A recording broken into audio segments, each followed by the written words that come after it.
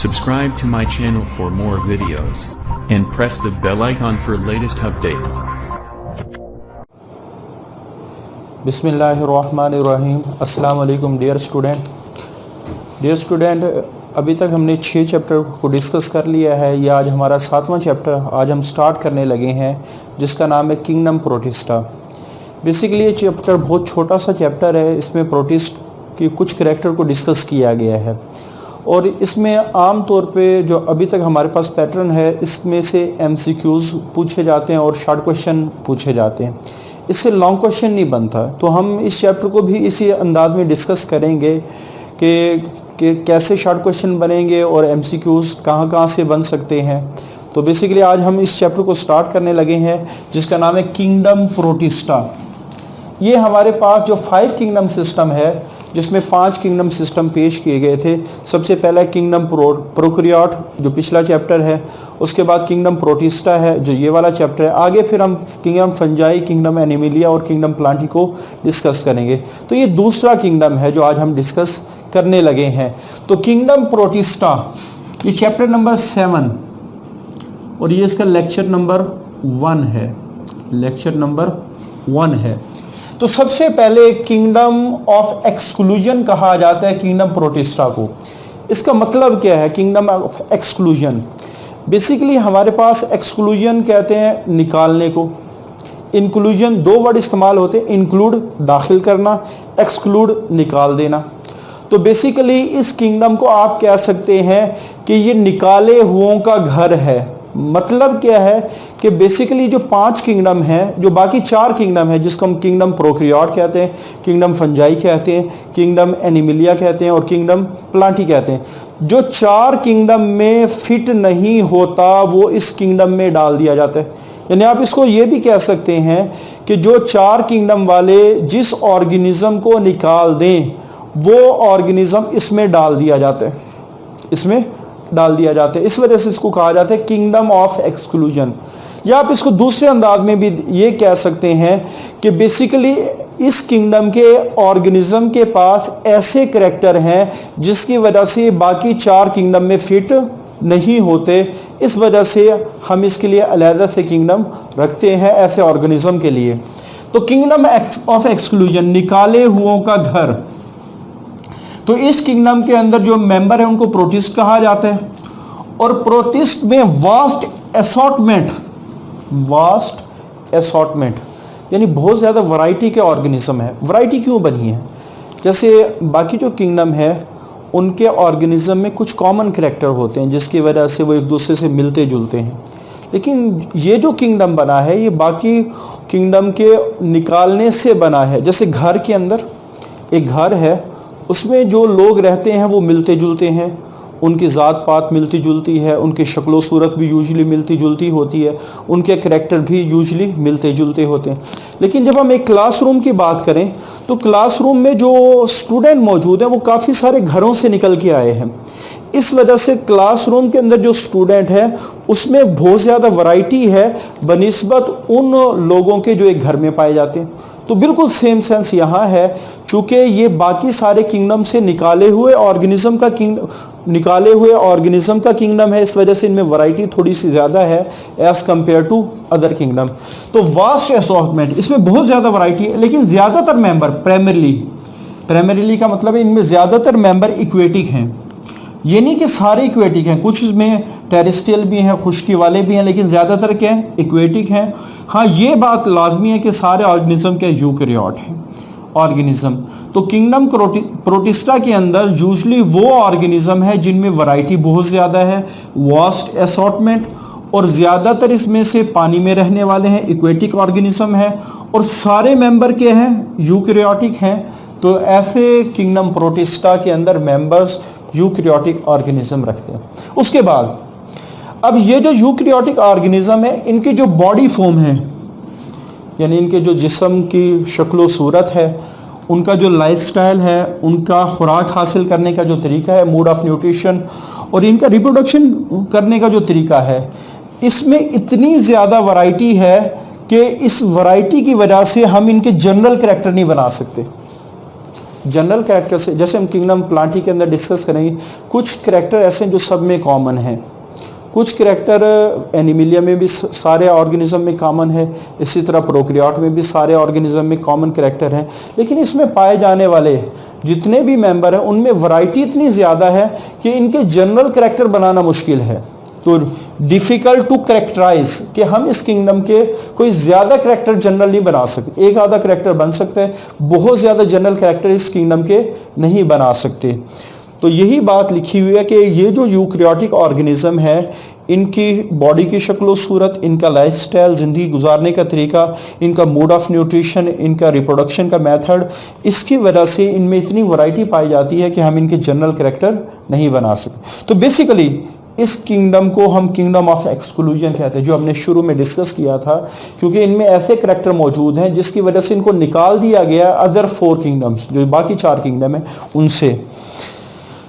They have certain characteristic, इनके अंदर कुछ ऐसे कैरेक्टरिस्टिक हैं that exclude them from other 4 kingdom, जिसकी वजह से बाकी 4 किंगडम से निकाल दिए गए हैं। अच्छा, उसके बाद दूसरा क्वेश्चन ये आता है कि हमारे पास इसको सेपरेट किंगडम को बनाने की क्या वजह है, यानी हमने किंगडम प्रोटिस्टा को क्यों बनाया है। बेसिकली किंगडम प्रोटिस्टा को बनाया ही इसलिए गया था कि जो बाकी किंगडम्स के अंदर ऑर्गेनिज्म फिट ना हो वो इसके अंदर डाल दिए जाते हैं। बेसिकली अगर हम बात करें कि ये बाकी किंगडम से क्यों मुख्तलिफ हैं, यानी आप इसके मेंबर को प्रोकैरियोट्स में नहीं रख सकते, फंजाई में नहीं रख सकते, एनिमिलिया में नहीं रख सकते, प्लांटी में नहीं रख सकते, इस रीज़न और इसी रीजंस की वजह से, चूँकि ये बाकी किंगडम से मुख्तलिफ हैं, इस वजह से इनके लिए हमने अलहदा किंगडम बनाया है। तो इसकी सबसे बड़ी रीज़न क्या है, जैसे हम बात करते हैं एक चीज़ ए है, इससे हमारे पास 2 चीज़ें प्रोड्यूस हुई, अब दोनों चीजों में से एक चीज बदल के बी बन गई। क्लियर? जिस वक्त हमारे पास बी बनी तो क्या हम बी को ए के साथ कॉमन कैरेक्टर के जुमरे में रख सकते हैं? नहीं रख सकते, क्योंकि अगर ए में बदलाव आके बी बना है तो इसका मतलब क्या है कि बी ए से डिफरेंट है। अगर हम ए ग्रुप बनाना चाहें तो ए के साथ हम बी को नहीं रख सकते, क्योंकि जब भी हम ग्रुपिंग करते हैं सिमिलर कैरेक्टर को देखते हैं। इसी तरह मैं कहता हूं कि बी से सी, डी और ई बना है, इसके कुछ मेंबर से बदल के सी, डी और ई बना है। अब चूंकि ई, डी और सी ये बी से बदल के बना है तो ई बी जैसा नहीं हो सकता, डी भी बी जैसा नहीं हो सकता, सी भी बी जैसा नहीं हो सकता, क्योंकि अगर बदलाव ना आता, चेंज ना आती, तो फिर हम इसको बी ही लिखते, उसको सी कभी ना लिखते। तो इन द सेम सेंस अगर हम इसी चीज को यहां इंप्लीमेंट करें, प्रोकैरियोट्स के कुछ मेंबर बदल के प्रोटिस्टा बने और प्रोटिस्टा के कुछ मेंबर बदल के फंजाई बने, प्लांटी बने, एनिमिलिया बने। तो आप ये कह सकते हैं चूंकि प्रोकैरियोट के कुछ मेंबर प्रोटिस्टा बने, इस वजह से प्रोटिस्टा और प्रोकैरियोट्स एक जैसे नहीं हो सकते। जब एक जैसे नहीं हो सकते तो इनको एक ग्रुप में भी नहीं रखा जा सकता। तो पहली रीजंस कि ऑल प्रोटिस्ट आर यूकैरियोट्स, चूंकि ये सारे प्रोटिस्ट यूकैरियोट हैं, एंड एवॉल्व फ्रॉम प्रोकैरियोट्स, और इस वजह से इनकी एवोल्यूशन प्रोकैरियोट के साथ हुई है, इस वजह से इसको प्रोकैरियोटिक किंगडम में नहीं रखा जा सकता। इसी तरह प्रोटिस्ट के कुछ मेंबर फंजाई, प्लांट और एनिमिलिया, यानी फंजाई की जो अगली जनरेशन आई, प्रोटिस्टा की जो अगली जनरेशन आई, उसके कुछ मेंबर फंजाई बने, कुछ मेंबर प्लांटी बने, तो इसका मतलब है फंजाई भी प्रोटिस्ट की तरह नहीं हो सकते, प्लांटी भी प्रोटिस्ट की तरह नहीं हो सकते, एनिमिलिया भी प्रोटिस्ट की तरह नहीं हो सकते। जब ये प्रोटिस्ट की तरह नहीं हो सकते तो प्रोटिस्ट इन किंगडम में नहीं रखे जा सकते। तो अनदर रीज़न, एक तो रीज़न ये हो गई कि प्रोटिस्ट प्रोकैरियोट से मुख्तलिफ हैं। दूसरी जो बड़ी रीज़न है जिसकी वजह से हम सेपरेट किंगडम बनाते हैं कि जब हमने किंगडम्स का सिस्टम बनाया तो कुछ ऑर्गेनिज्म ऐसे हैं उनको एप्रोप्रिएट किंगडम में रखना पॉसिबल नहीं था, मुश्किल आ रही थी। Difficulty in placing certain eukaryote के कुछ ऑर्गेनिज्म को रखने में मुश्किल पेश आ रही थी इन एप्रोप्रिएट किंगडम, एक मुनासिब किंगडम के अंदर। This difficulty is consequence, consequence का मतलब होता है रिजल्ट। अच्छा, this difficulty is result of the fact, यानी ये मुश्किल क्यों पेश आई है, क्योंकि ये ऐसी हकीकत ये हमें तस्लीम करनी पड़ेगी कि अदर यूकैरियोटिक किंगडम के जितने भी बाकी किंगडम हैं, जैसे फंजाई है, प्लांटी है, एनिमेलिया है, इनकी सबकी एवोल्यूशन किससे हुई है? किंगडम प्रोटिस्टा से हुई है। और जब हम बात करते हैं कि किंगडम प्रोटिस्टा के मेंबर बदलकर फंजाई, एनिमेलिया और प्लांटी बने, तो इसका मतलब क्या है कि प्लांटी, एनिमेलिया और फंजाई के अंदर किंगडम प्रोटिस्टा फिट नहीं आ सकते। तो यही बात है, अदर यूकैरियोटिक किंगडम जैसे फंजाई है, प्लांटी है, एनिमेलिया है, have evolve from kingdom protist in various वे, मुख्तलिफ अंदाज के। ये हम आगे डिस्कस भी करेंगे कैसे इनकी एवोल्यूशन हुई है। उसके बाद अच्छा, एक बात हमने डिस्कस करनी है कि ये जितने भी प्रोकैरियोट हैं इनके जनरल कैरेक्टर बनाना मुश्किल है, लेकिन यहाँ हम उन कैरेक्टर को डिस्कस करें। यहाँ भी आप देखेंगे वैरायटी आ रही है, लेकिन एक आधा कैरेक्टर ऐसा भी है जो सारे किंगडम प्रोटिस्टा के मेंबर में मुश्तरक है, कॉमन है। उन्हीं फैक्टर को हम डिस्कस करेंगे, उन्हीं कैरेक्टर को डिस्कस। जैसे किंगडम प्रोटिस्टा के जितने भी मेंबर हैं, या तो वो यूनिसेलुलर हैं, या कॉलोनियल है, या सिंपल मल्टी सेलुलर हैं। तो ये एक आप लोगों ने शॉर्ट क्वेश्चन भी जहन में रखना है, differentiate between colonial and simple multi cellular organism. तो थोड़ा सा मैं आइडिया दे दूं, जैसे फॉर एग्जांपल हमारे पास एक कॉलोनियल ऑर्गेनिज्म है, तो इसका हर मेंबर एक सेपरेट ऑर्गेनिज्म है। ये जैसे ये 8-9 सेल हैं, तो कोई भी सेल जैसे मैं ये उठा लेता हूँ तो ये एक सेपरेट ऑर्गेनिज्म है। लेकिन जब हम इन्हीं सेल्स को इकट्ठा करते हैं सिंपल मल्टी सेलुलर ऑर्गेनिज्म के अंदर, तो ये सेल सेपरेट ऑर्गेनिज्म नहीं है, लेकिन ये सेल इस पूरे ऑर्गेनिज्म का एक पार्ट है। यानी आप कह सकते हैं इस कंडीशन में क्या है, हमारे पास 8-9 ऑर्गेनिज्म है और इसमें 8-9 सेल हैं, लेकिन ऑर्गेनिज्म एक ही है।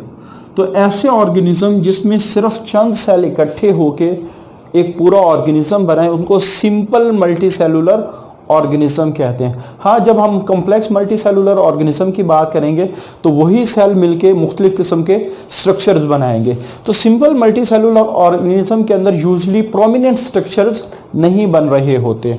तो कॉलोनियल में जितने भी सेल इकट्ठे होते हैं, हर सेल एक सेपरेट ऑर्गेनिज्म है, लेकिन हमारे पास इसमें जितने भी सेल इकट्ठे होते हैं वो हर सेल एक ऑर्गेनिज्म का पार्ट है, अलग से ऑर्गेनिज्म नहीं है।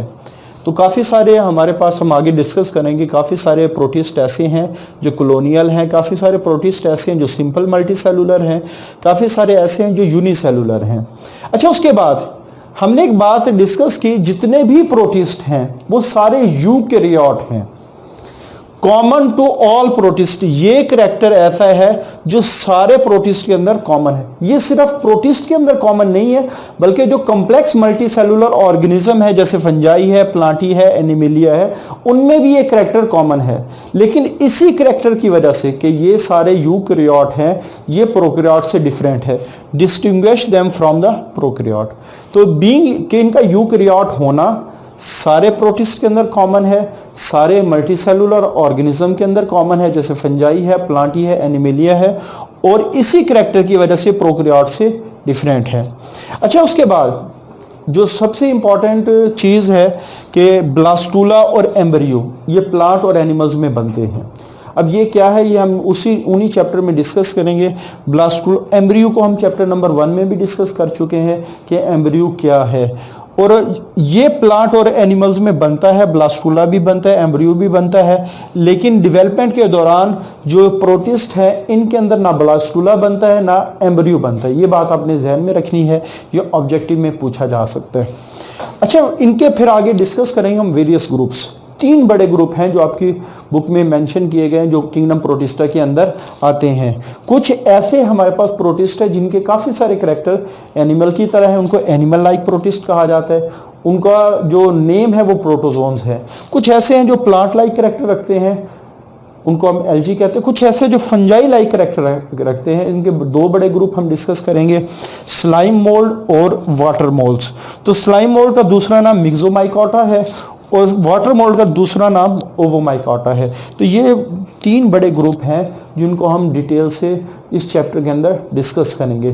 तो ये आज हमारे इस चैप्टर का इंट्रोडक्शन है। इस लेक्चर के अंदर हमने जो बातें डिस्कस की कि इनको किंगडम ऑफ एक्सक्लूजन क्यों कहा जाता है, ठीक है, इसकी रीज़न को आपने डिस्कस किया। उसके बाद अलहदा से किंगडम क्यों बनाया गया, इस रीज़न को डिस्कस किया। और कुछ कॉमन करैक्टर हैं जो सारे, यानी आप कह सकते हैं प्रोटिस्ट के अंदर कुछ कॉमन है, किसी हद तक कॉमन है, इसको हमने डिस्कस किया। तो ये आज का हमारा लेक्चर है। इसके बाद हमने हिस्ट्री पढ़नी है कि किंगडम प्रोटिस्टा बना कैसा है, वो इंशाल्लाह अगले लेक्चर में डिस्कस करेंगे। अभी के लिए इतना ही। अल्लाह। Subscribe to my channel for more videos and press the bell icon for latest updates.